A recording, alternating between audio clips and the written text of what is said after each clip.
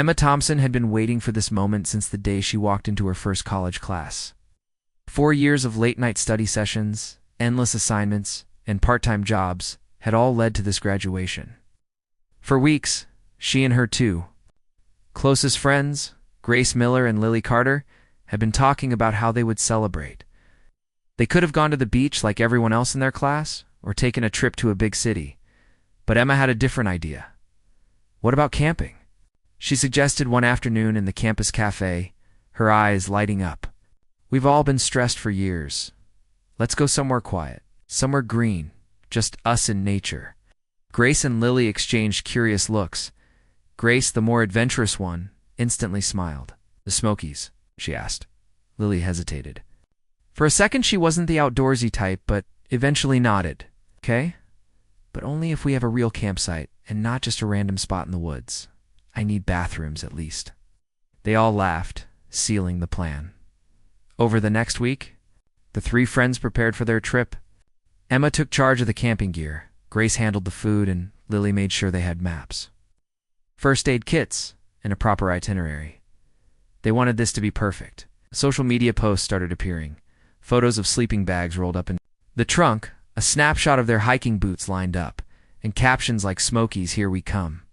By the time their graduation caps were tossed in the air, their minds were already in the mountains. 2 days later, they packed up Emma's SUV and hit the road. The drive to the Great Smoky Mountains was long but filled with excitement. They played their favorite songs, sang loudly with the windows down, and stopped at roadside diners for coffee and pie. It was late afternoon when the green hills of the Smokies began to rise ahead of them, the sunlight catching on the rolling ridges. Their campsite was tucked away near a trailhead, surrounded by tall trees and the sound of a rushing stream nearby. As soon as they arrived, they got to work setting up the tents. Grace handled the stakes, Lily inflated the sleeping pads, and Emma unrolled the sleeping bags inside. "This is actually kind of nice," Lily admitted, sitting back to look at the tents. "Better than I thought." They explored the area before. Sunset, wandering down a trail that led to a wooden bridge over a sparkling creek. Wildflowers lined the path, and in the distance, they could hear the faint call of an owl. Everything felt peaceful, untouched, and far from the noise of their normal lives. When they returned to camp, the sky was already turning shades of orange and purple. Grace started a fire while Emma prepared marshmallows, and Lily brewed a pot of instant coffee over the flames. They sat together, laughing and telling stories from their years at college, but a few small, odd things caught Emma's attention. First, she realized one of the flashlights she'd packed was missing. She was sure she'd put it in the gear bag, but it wasn't there. Then, as she walked to the edge of the campsite to throw away some food wrappers, she spotted an old pickup truck parked just beyond the tree line. It wasn't near any designated campsite. She didn't see anyone in it, but she thought she saw movement inside the cabin. "Everything okay?" Grace called out when she noticed Emma looking. "Yeah." "Just thought I saw something," Emma replied, brushing it off. She didn't want to spoil the mood. Later that evening, another small moment stuck in her mind. A man in a wide-brimmed hat walked by their campsite slowly, nodding politely but saying nothing. He carried no backpack, no gear, nothing to suggest he was camping, just a flashlight in his hand. He disappeared into the darkness without a sound. Still, the girls didn't think much of it.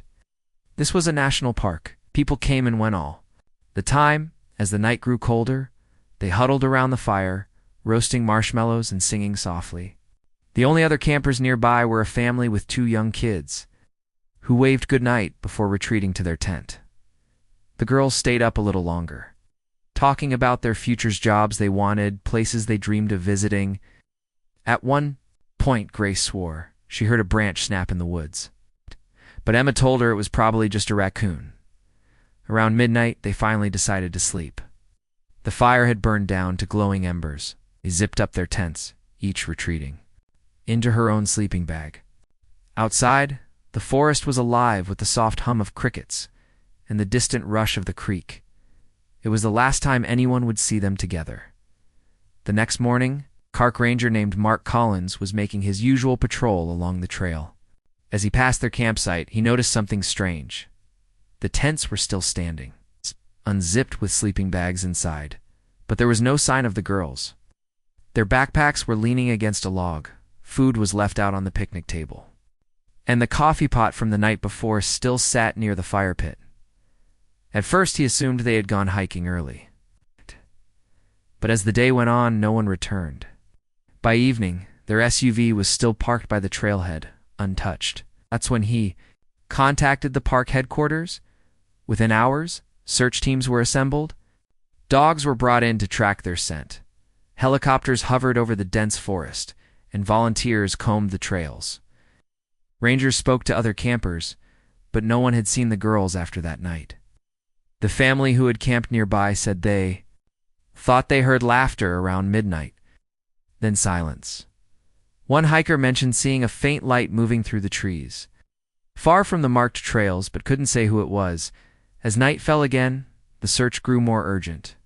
The Great Smoky Mountains were beautiful but unforgiving dense woods. Steep ridges and unpredictable weather could turn dangerous quickly. The next day, searchers found footprints near a creek about half a mile from the campsite. They matched the size and type of boots the girls were wearing, but the tracks disappeared in a patch of rocky terrain. There were no signs of a struggle, no dropped belongings, no clear trail to follow. By the third day, news of the disappearance had spread beyond the park. Local TV crews arrived, filming live reports with the girls' photos on the screen. Emma's mother, Grace's father, and Lily's older brother all gave emotional pleas for their return. But as days turned into weeks, the hope of finding them faded. The official search was scaled back, though the families continued to put up flyers and organize small search parties on their own. By the 1-year mark, the case was considered cold. Still, the families refused to give up. Every anniversary, they gathered near the same trailhead where the girls' SUV had been found. They lit candles, shared memories, and told each other that somewhere, somehow, the girls were still out there.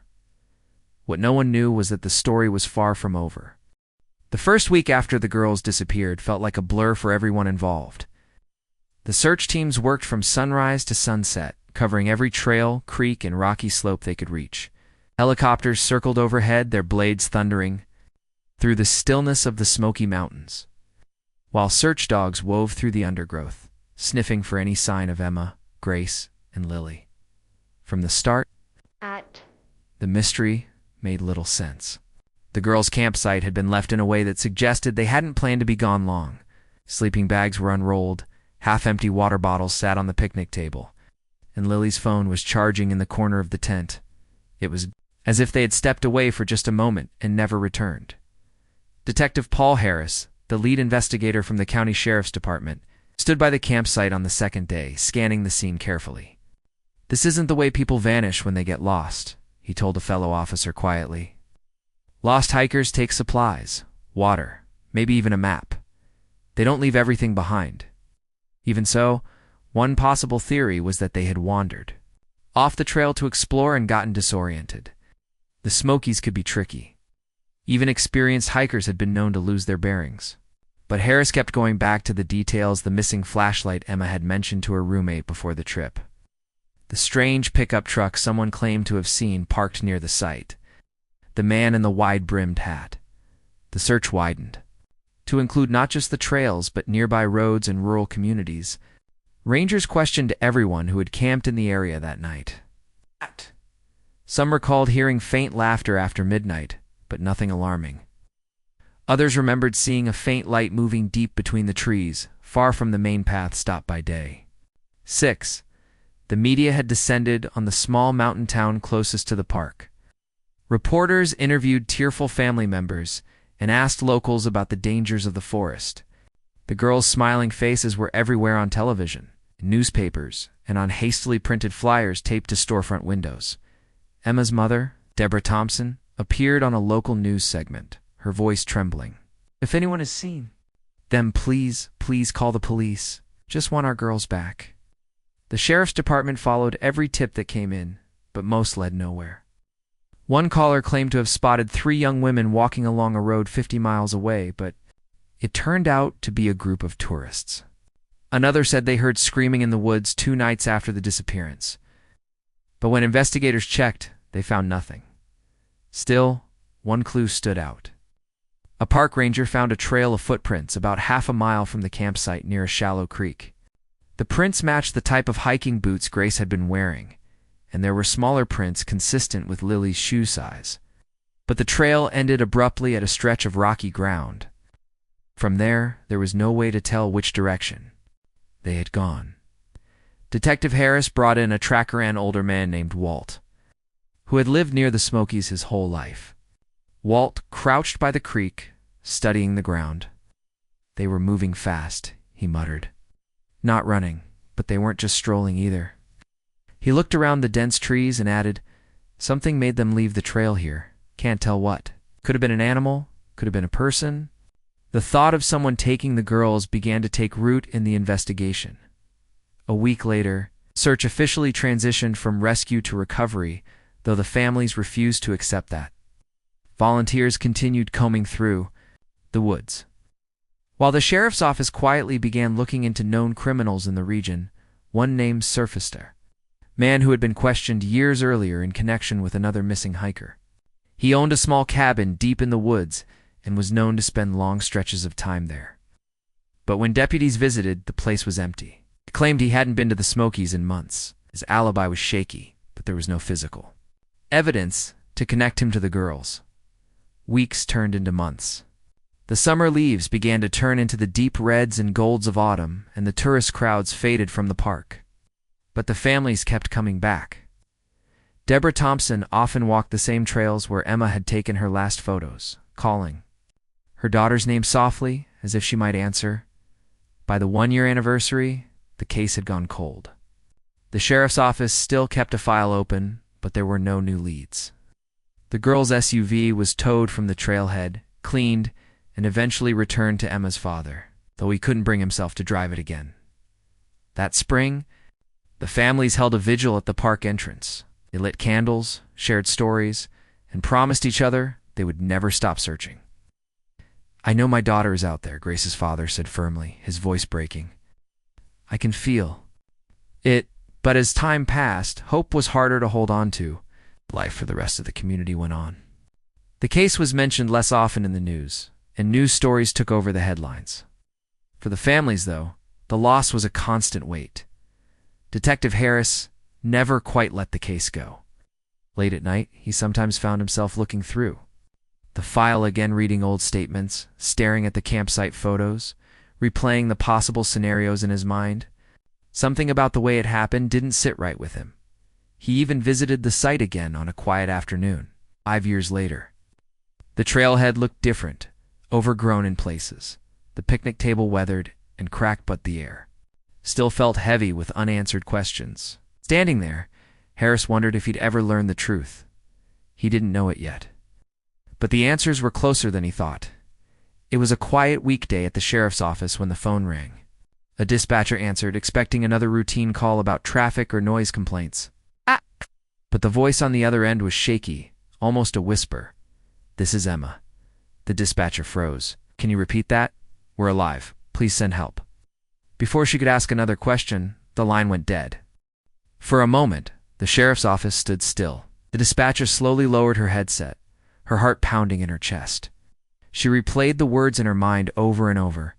This is Emma. We're alive. Please send help. She quickly waved over Detective Paul Harris, who had been in his office reviewing paperwork. You need to hear this, she said, replaying the short recording of the call. Harris froze as soon as he heard the voice. It had been 5 years since he'd last seen Emma Thompson's face in the missing persons file, but something in the tone, the urgency, it felt real. Where did it come from? He asked sharply. The dispatcher pulled up the information on her screen. It was from a payphone at a gas station, about 40 miles from here, near the old highway just outside the Smokies. Harris was already on his feet, grabbing his jacket. Get me the nearest patrol unit there now, and pull any security footage the gas station has from the last 2 hours. Within minutes, 2 deputies were racing toward the location. Harris followed in an unmarked car, going over everything.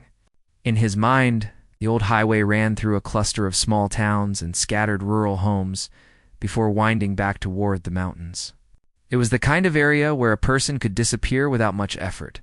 When the deputies arrived at the gas station, the payphone was still there, sitting in the corner near the ice machine. The attendant, a middle-aged man in a faded cap, said he'd seen 3 women walk in about half an hour earlier. They looked rough, he said, searching for the right words. Clothes were worn like they'd been through a lot. One of them asked if the phone worked. I told her it did, and she went outside. The other 2 stayed by the door, looking around like they were nervous. Which way did they go after? The deputy asked. The man pointed toward the road. They walked fast, didn't even look back. I think they headed toward the old bridge, but I didn't see where they went after that. Inside the gas station office, Harris and the deputies reviewed the security footage. The grainy video showed exactly what the attendant had described. 3 women, all in their mid-20s, entering together. One went straight to the payphone, while the others kept watch. Harris leaned closer to the screen. Even though their hair was longer and their faces thinner, he could see it. Emma, Grace, and Lily. They're alive, Harris muttered under his breath. After all these years, they're really alive. But the footage also brought frustration. The angle didn't catch where they went afterward. By the time officers searched the nearby streets, they were gone. The sheriff's office immediately reopened the case. News of the call spread quickly through the department, and soon the media picked up the story. Headlines read, 5 years after disappearance. Possible sightings of missing Smokies campers. Harris tried to keep the information controlled. He didn't want to scare the women into hiding again if they were watching the news somewhere. But he also needed the public's help. That same evening, a call came in from a truck driver. He claimed he'd seen 3 young women hitchhiking along a back road about 2 weeks earlier, heading south. They looked tired and scared, he said.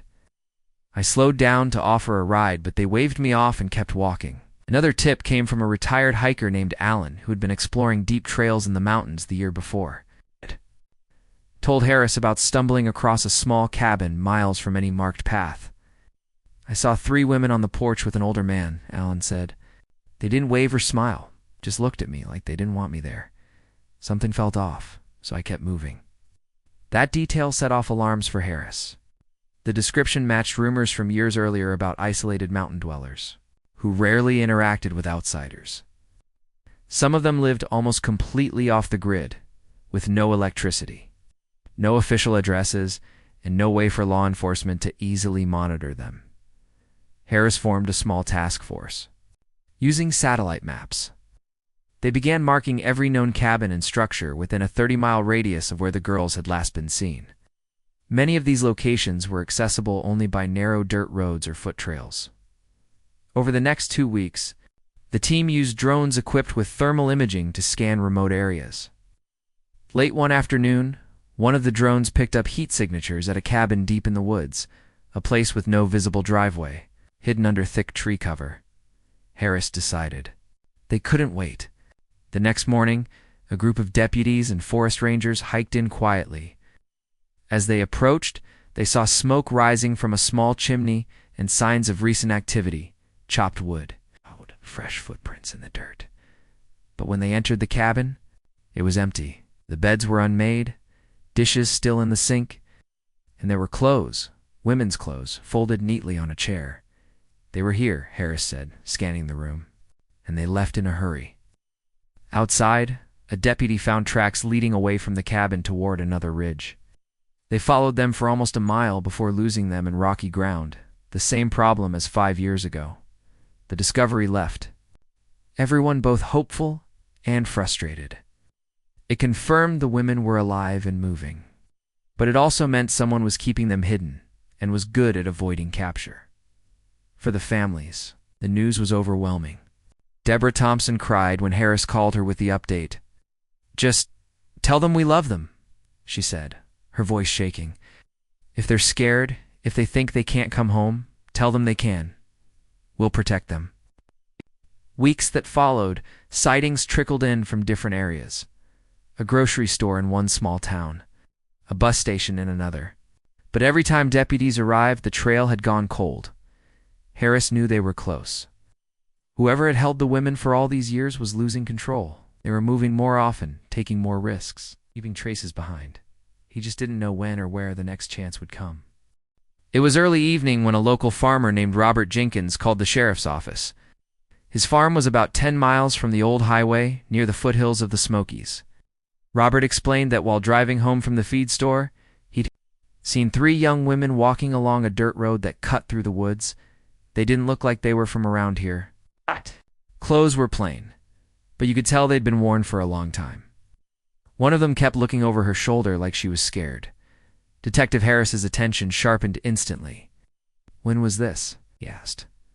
"About an hour ago," Robert replied. "They were heading toward the Ridge Road, the one that ends near that old hunting trail." Hotties knew that area. It was remote, surrounded by miles of forest, with only a few cabins scattered deep in the hills. If the women were going that way, it wasn't by accident. Within minutes, Harris had a team ready. They dressed in plain clothes to avoid drawing attention and moved out in unmarked vehicles. By the time they reached the Ridge Road, the light was fading, and the air had that quiet stillness that comes before nightfall. The dirt road was narrow, with trees pressing in close on both sides. They drove slowly, scanning for any sign of movement. Half a mile in, Harris spotted something on the ground, faint footprints in the dust. 3 sets, side by side, leading toward the old hunting trail Robert had mentioned. The team parked and continued on foot. The trail twisted through dense woods, the ground uneven with roots and rocks. Every so often they found signs that someone had passed recently: a broken twig, scuff mark on a patch of dirt, a scrap of cloth caught on a branch. After nearly an hour of careful tracking, they saw it. Through a gap in the trees, a small cabin, its roof partly hidden under the canopy. A thin trail of smoke curled from the chimney. Harris motioned for the team to stop. They listened. Somewhere in the distance, they could hear the faint sound of voices, women's voices. They approached quietly, staying low and using the trees as cover. The cabin's front porch was in view now. 2 women were standing there, speaking in low tones. Even in the fading light, Harris recognized them, Emma and Grace. His heart raced. They were right there. But before the team could move in, a 3rd figure appeared in the doorway. A man, tall, with a worn jacket and weathered face. He said something to the women, and they quickly stepped back inside. The man looked out toward the trees for a long moment, scanning the shadows before closing the door. Harris knew they had to act fast, but they also needed to be careful.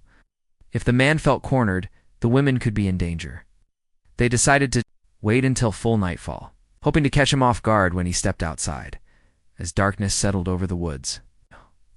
The only light came from a dim lantern inside the cabin. The team stayed hidden, their ears straining for any sound. Hours passed. The forest grew quiet, except for the occasional rustle of leaves in the breeze. Then, just after midnight, the door creaked open. The man stepped out, carrying a small pack. He walked to the side of the cabin, disappearing briefly before reappearing with an armful of firewood. Harris signaled for 2 deputies to circle around and cover the back. They were moving into position when a sudden noise shattered the stillness, the crunch of boots on dry leaves. Coming from the opposite side of the clearing, a flashlight beam swept through the trees. Harris swore under his breath. It wasn't his team, it was a pair of hunters, likely out late. The man on the porch froze, looking toward the light. Without hesitation, he dropped the firewood and darted back inside. Moments later, a back door slammed, and Harris caught a glimpse of movement disappearing into the woods. The deputies gave chase. But the man was fast and knew the terrain well. After 20 minutes of pursuit, they lost him in the darkness. When Harris and the others entered the cabin, they found it empty. The women were gone again.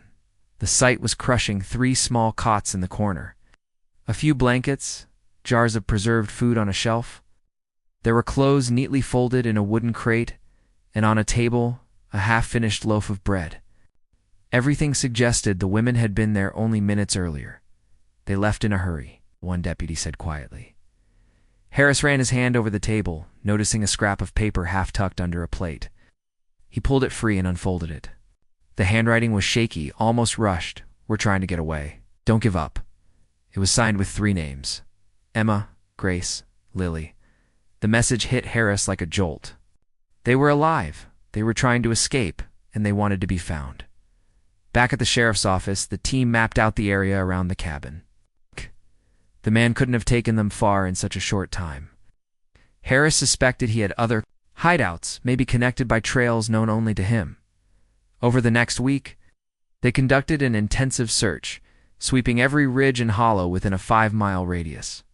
Drones scanned the treetops and volunteers scoured the ground. They found signs, fresh footprints, a makeshift fire pit, a recently abandoned campsite, but the women remained out of reach.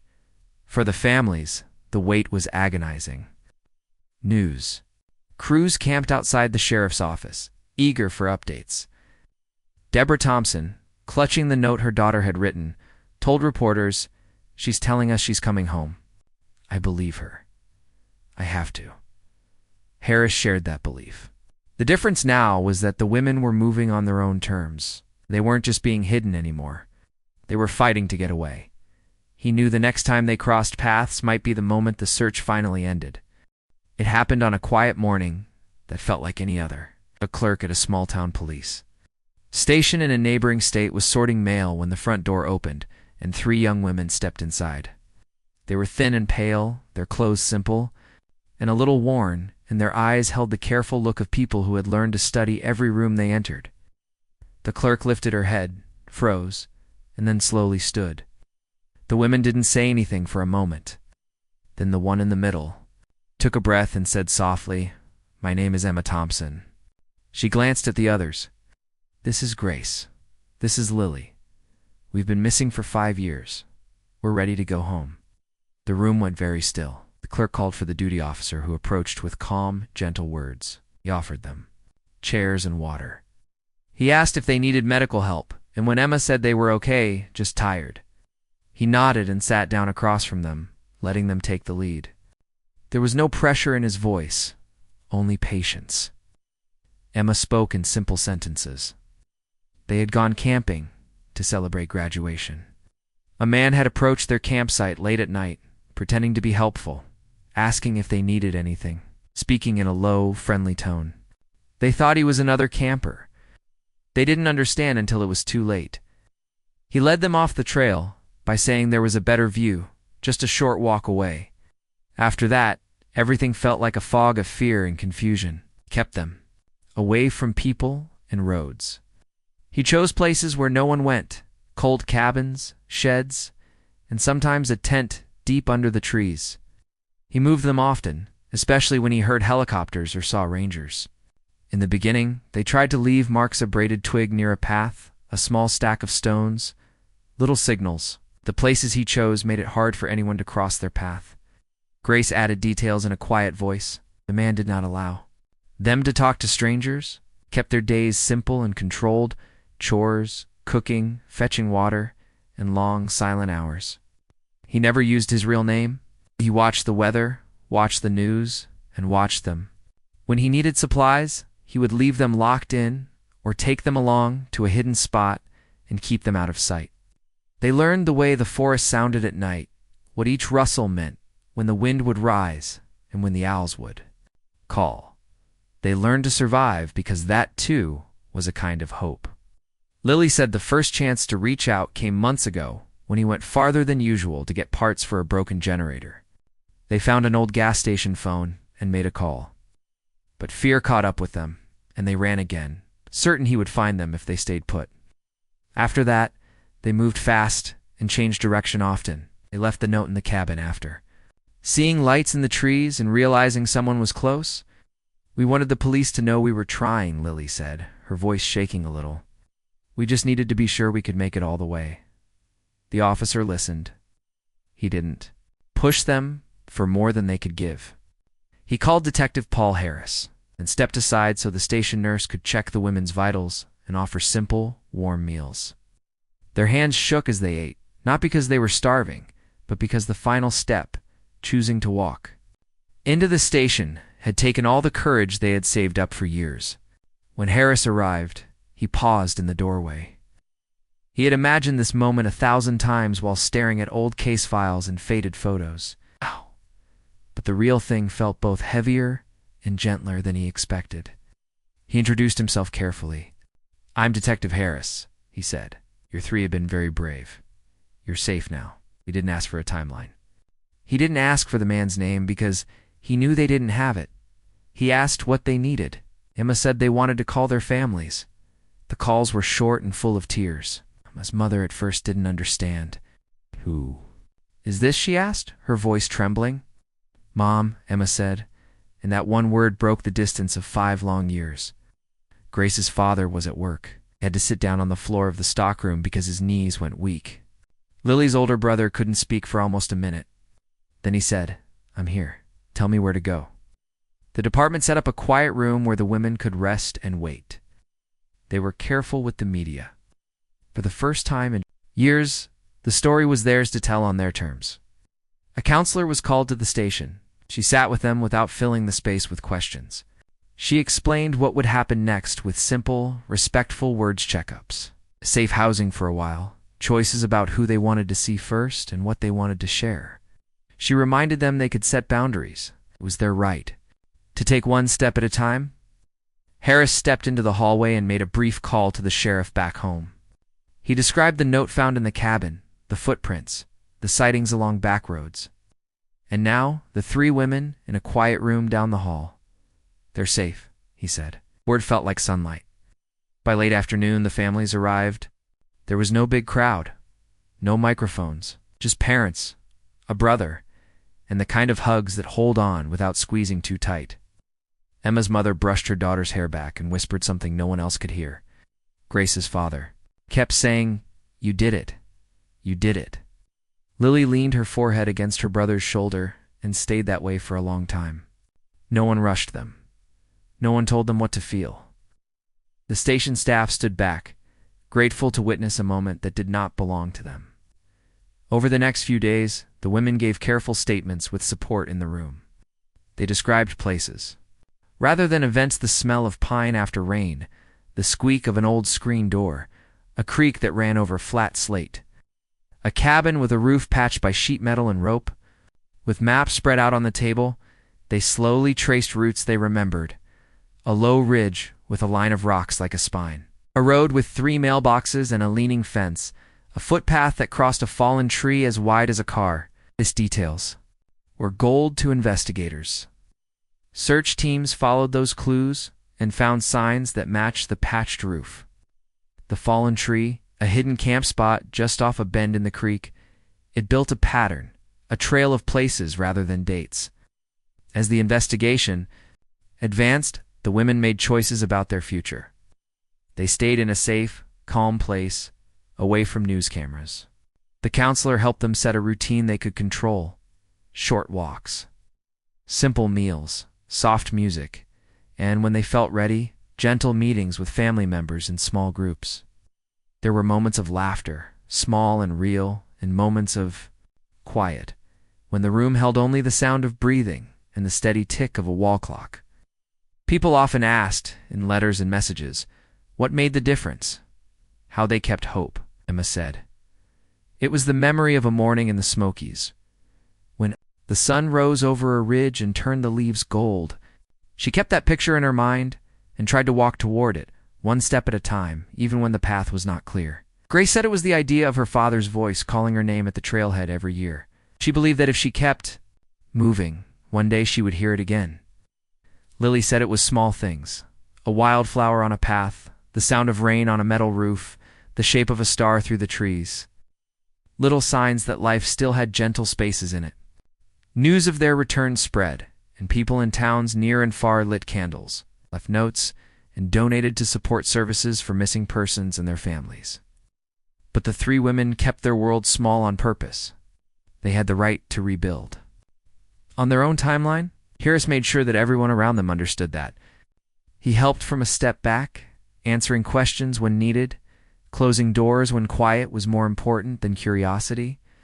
Weeks later, a simple ceremony took place at the park near the trailhead, where it all began.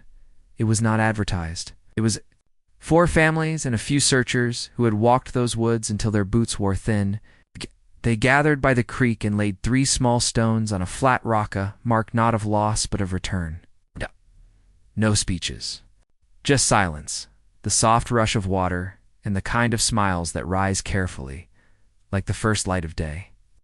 There was still work to do. Investigators followed the map of memories and names whispered in small towns, and piece by piece, the picture of the years in between came into focus. That part belonged to the case file. The most important truth had already arrived in a quiet station. 3 young women stepped through a door and chose their future. One evening, after a meeting with the counselor, Emma asked to visit a simple overlook where you could see the ridges fold into the blue distance. Grace and Lily went with her. They sat on a bench and watched the sun lay warm light across the treetops. The wind moved through the leaves with a gentle sound like breath. No one said much. They didn't need to.